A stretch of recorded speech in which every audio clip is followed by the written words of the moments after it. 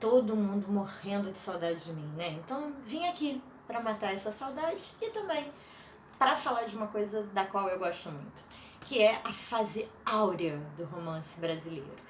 Essa fase, também conhecida como geração de 30, começa na verdade em 1928, com a publicação de um romance chamado A Bagaceira. O autor se chama José Américo de Almeida e outros romances importantes são publicados nesse período.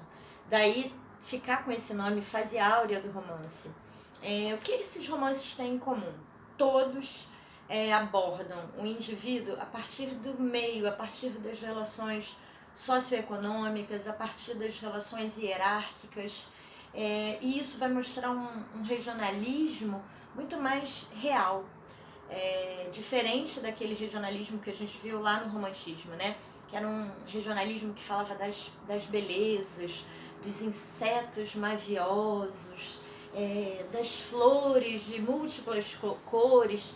É claro que muitas ações aconteceram naqueles romances lá do romantismo, se estende para muito mais do que a descrição de uma paisagem ou de um subjetivismo, mas a gente não pode falar que naquele momento a gente tinha um recorte social, que é uma coisa que a gente vê nesses romances, né? A gente consegue observar a desigualdade socioeconômica, a gente consegue ver grupos sociais marginalizados, e aí a gente tem uma patota, né? Formada pelo Graciliano, pela Raquel de Queiroz e pelo José Lins do Rego.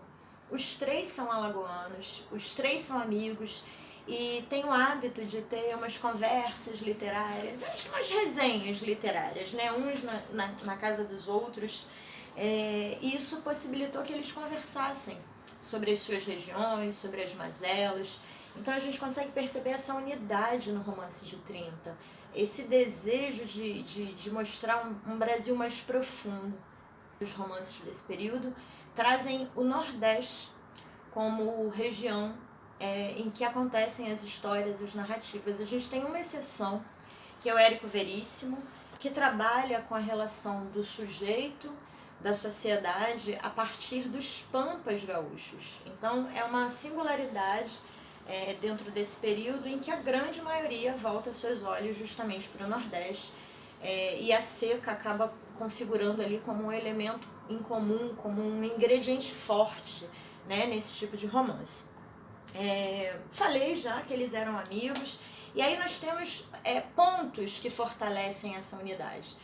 Uma delas é esse desejo em comum, né, uma atmosfera estética e social que circula por esses sujeitos, e também a editora José Olímpio, no Rio de Janeiro, que abre as suas portas para novos autores e acaba propiciando um ambiente de troca, de diálogo. Então é muito interessante notar que a gente tem um fazer literário que é da invenção, da criatividade de cada um, mas a gente tem um conversar sobre esse fazer literário. A gente tem enredos dinâmicos, a gente tem uma linguagem mais simples, a gente tem as temáticas sociais. Isso acaba atraindo o público, que passa a entender melhor sobre o que está lendo e percebe essa denúncia.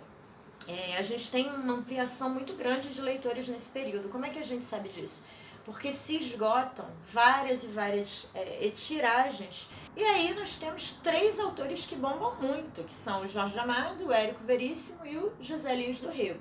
O Graciliano Ramos também está ali, com bastante leitores, né, com sucessivas tiragens esgotadas. E aí a gente tem que falar de duas obras. O São Bernardo, que é um livro que mostra as desigualdades, mas com outros ingredientes, né? A cobiça humana é um ingrediente poderoso, potente em São Bernardo, mas não vou falar de São Bernardo. Eu bem já fiz um vídeo sobre esse livro em 2020, para então terceira série, que leu São Bernardo. E a atual terceira série está lendo o quê? Vidas Secas, né? Em que a gente tem um romance com uma economia grande de adjetivos e advérbios. O Graciliano ele escolhe com muita sabedoria os substantivos e cria uma linguagem árida, seca, com personagens que vivem uma vida igualmente seca, né? E eu escrevi aqui que ele não facilita em nada a nossa vida, a vida dos leitores, né? Essa realidade bruta e escrita de forma embrutecida também. Leva a gente a acompanhar a vida dessa família, nessa andança, com muita esperança, né? De que eles tenham um final feliz. Mas a gente sofre junto com eles, né? É muito, muito importante observar que essa família anda movida por um sonho, pelo sonho de uma vida melhor, de repente um pedacinho de chão, ou que os meninos, o mais novo e o mais velho, possam estudar, e outras coisas, né? Não vou dar mais spoilers, vou falar uma coisa interessante sobre Vidas Secas, eu cheguei a falar isso em algumas rodas e vou repetir. Esse livro não começou a ser escrito como romance, ele foi escrito a partir de um conto chamado Baleia, que está aqui, minha blusa baleia e minha tela linda, feita pela ex-aluna Ana Botelho. É a partir desse personagem que Vidas Secas começa a ser escrita. E uma curiosidade é que os capítulos não foram escritos na ordem que a gente conhece, né, como um romance. Eles foram sendo escritos como pequenos contos e ao final o Graciliano foi costurando essa narrativa e dando essa cara de romance. O único romance do Graciliano em terceira pessoa, com foco narrativo em terceira pessoa. Então esse narrador onisciente, ele pode ao mesmo tempo contar essa história por uma perspectiva mais distanciada e também ter acesso aos pensamentos, aos medos, aos sonhos daqueles personagens. É isso, gente. Até a próxima, até a nossa próxima roda de leitura. Aproveitem a roda de leitura, aproveitem esse romance maravilhoso. Em breve teremos uma linda avaliação oral. Beijo, gente!